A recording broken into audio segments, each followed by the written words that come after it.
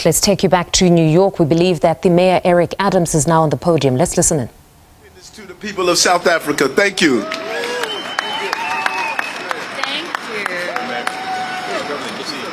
I think you can give him a better round of applause. That's, of course, the mayor of the New York City, none other than Mr. Eric Adams himself. Official welcome to you, Mayor. A little bit earlier on, I was telling you all how I'm globally known as the message architect.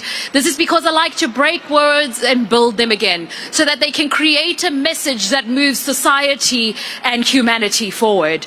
Today, when I thought of program directing here, two words stuck out for me: freedom and unity.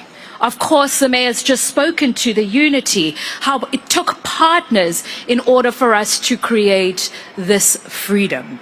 When I break down the word unity, U-N-I-T-Y, a sentence started coming and forming in my mind.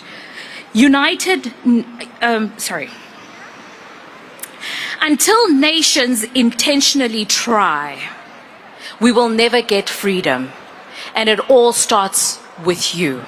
And if you listen very carefully, until nations intentionally try, and it starts with you. I've spelt the word unity. I then started to think of the word freedom, and what does that mean today? For me, it means for real equity and equality to occur, we need discipline of the mind. And if you look very carefully there, with the first letters, I have spelled the word freedom. For real equity and equality to occur, we need discipline of the mind. And so without further ado, I'd like to please call to the podium Charge d'Affaires, Mr. Ishmael Issau.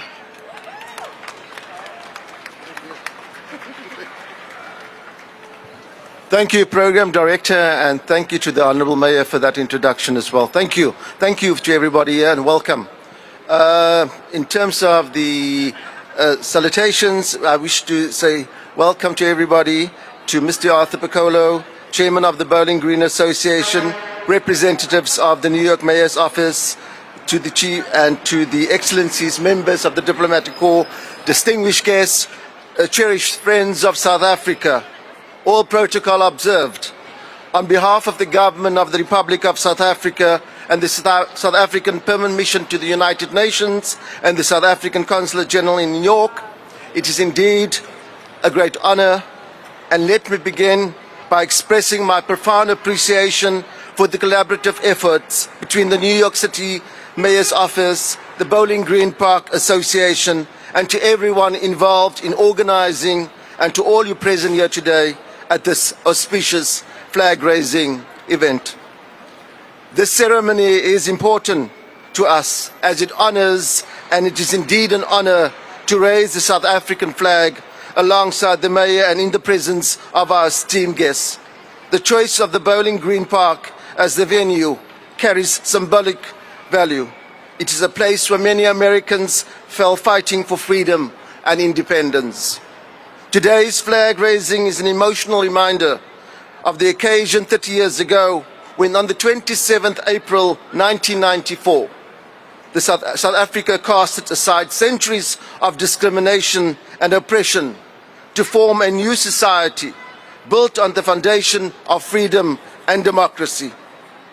The moment fittingly affirmed the pride and the dignity of an unfolding country and a celebration of humanity.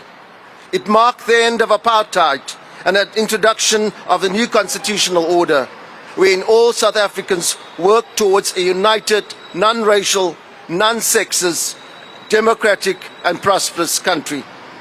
The 27th of April, which is tomorrow, holds even greater significance as this year we celebrate the 30th anniversary of South Africa's first democratic elections. And we celebrate this Freedom Month under the theme 30 years of democracy, partnerships and growth. It also marks the 28th anniversary of the enactment of the South African Constitution as the supreme law of our country. Another significant moment in the South African history was the merger of Nkosi Sikelel Africa and Distem, to form one of the national anthems in 1997. Also on the 27th April 2000 was a new coat of arms was launched and embracing the collective historical essence of the people of the country. The new flag, as you see, flew on the 10th of May 1994, when one of the world's most revered statesmen, civil rights activists and Nobel Peace Laureate Nelson Mandela inaugurated the country's first black president, becoming an international emblem of dignity and forbearance. Sorry about that. It came at a time when the country needed a change, a binding symbol of hope and freedom and a true rainbow nation indicator. The proclamation of the new flag reflected the dawn of a new democratic era in South Africa. Its significance resides in the value the humans give to it. When talking about the South African flag, the emotional meaning is very important. One needs to know in which context it is approved. This freedom where they celebrate achievements we have made over the past 3 decades of our democratic journey. We also remember the sacrifice of unsung heroes and heroines who fought for our freedom, and a nation that is truly democratic, equal representative, fair and free from all forms of discrimination. The purpose of this year's Freedom and Freedom Month celebration are to enhance an understanding of our nation's history and the development and reflect on how we can advance our progress and address our most pressing challenges. The commemoration comes at a time when our nation prepares for the next national and provincial elections, which will take place on the 29th of May. These elections take place against the backdrop of the commemoration of our 30 years of freedom and provides the opportunity to reflect on the lives of South Africans. We need to work together closely to overcome our challenges and to engage frankly and meaningfully on issues where our views as countries may differ, and to chart a course in a promising future that will benefit both South Africa and the United States.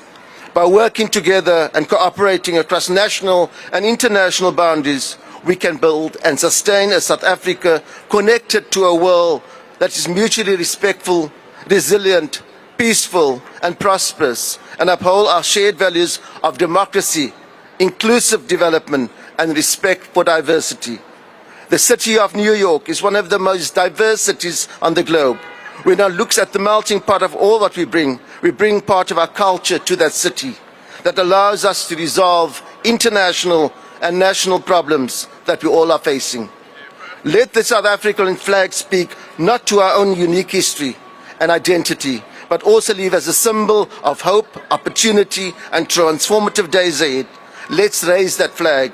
And as we hoist the flag both of the United States and the Republic of South Africa, we honor the great city of New York that has made the American dream a reality for many of South Africans. And as the awareness of that we'll together achieve connection, friendship, cooperation and the kingship we share. Thank you.